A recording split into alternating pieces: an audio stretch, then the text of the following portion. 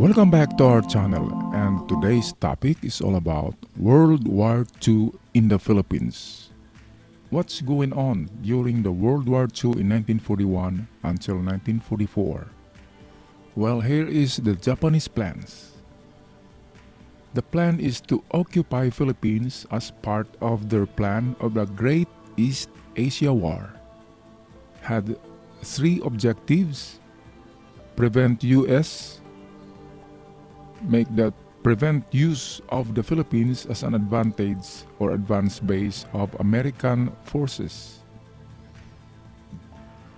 Second objective is to acquire staging areas and supply bases to enhance operations.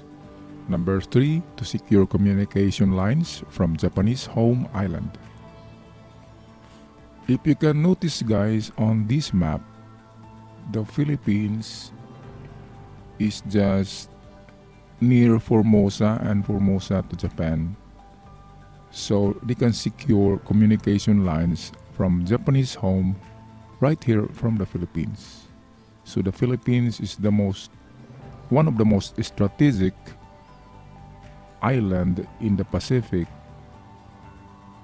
next to the Marianas or Guam and Hawaii. The Japanese invasion. Japan launched surprise attack on December 8, 1941, just 10 hours after the attack on Pearl Harbor. Aerial bombardment was followed by landing of ground troops. Commonwealth of the Philippines. Invaded by Japan in December 1941, shortly after Japan's declaration of war with the United States, Commonwealth government exiled from 1942 to 1945 under the Japanese occupation.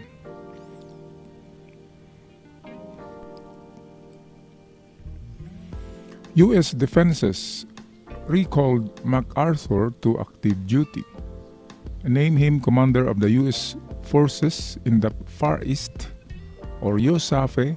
The USAFE formed Philippine Army's 1st Regular Division and 2nd Constabulary Division and 10 Mobilized Reserve Division. Do you recognize MacArthur, the one who landed on Leyte? And he said he shall be back. USAFE, or U.S. Army Forces in the Far East. On July 31, 1941, the Philippine Department had 22,532 assigned.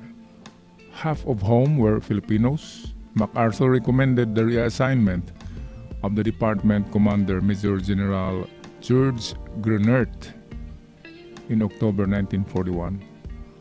MacArthur reorganized the USAFE into 4 commands: the North Luzon Force, the South Luzon Force, the Visayan Mindanao Force, and the USAFE's Reserve Force under MacArthur's direct control. Mobilization.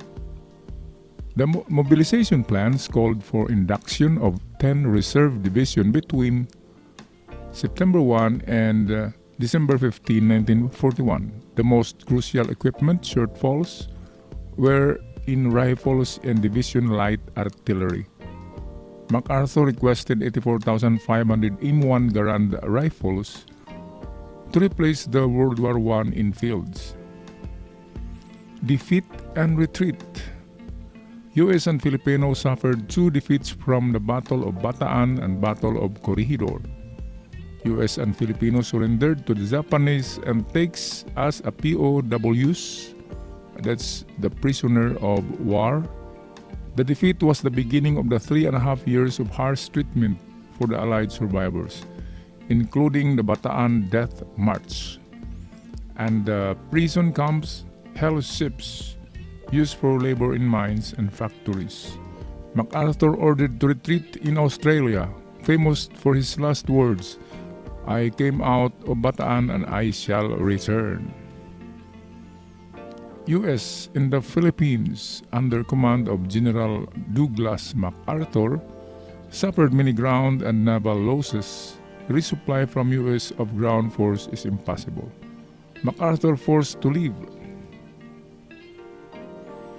Opposed by underground and guerrilla activity, Philippine guerrilla movement continued to grow. Filipinos joined various groups and vowed to fight the Japanese. The guerrilla forces formed throughout the archipelago during the invasion of Japanese gathered and smuggled important military intelligence to U.S. Army, built statues of arms and explosives assisting the U.S. Army. The Hukbalahap, Hukbong Bayan laban sa mga Hapon, which means People's Army against the Japanese. Military Armed Communist Party of the Philippines, formed to fight the Japanese occupation under the leadership of Luis Taruk. Now, here comes the return of Douglas MacArthur. Returned well supplied of information late in 1944, it has been said that in his return he knew what every Japanese lieutenant ate for breakfast. MacArthur's allied forces landed on the island of Leyte on October 20, 1944 with Osmeña. Fighting was fierce, particularly in the mountains of northern Luzon. Japanese had to retreat. Japan's last resort used Philippines as the final line of defense. Kamikaze Corps created to defend Philippines.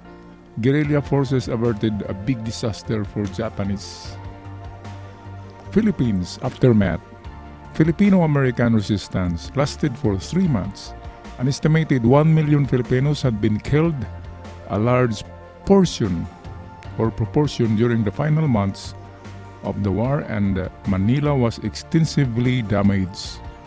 The valor of the Filipino and American soldiers is celebrated April 9th in the Philippines, Valor Day or Araw ng Kagitingan.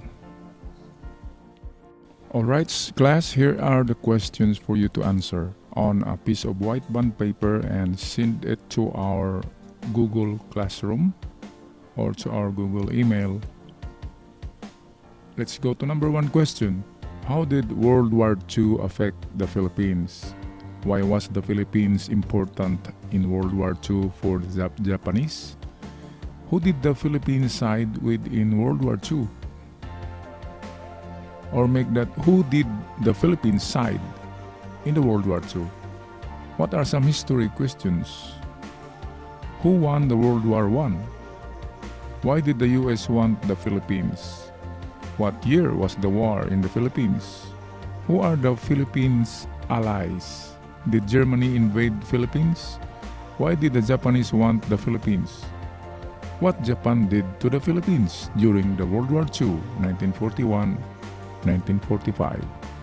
Thank you so much, and please subscribe and make a lot of comments on every video that we produce, because your comments will serve as your attendance class and you'll be noted. Thank you so much.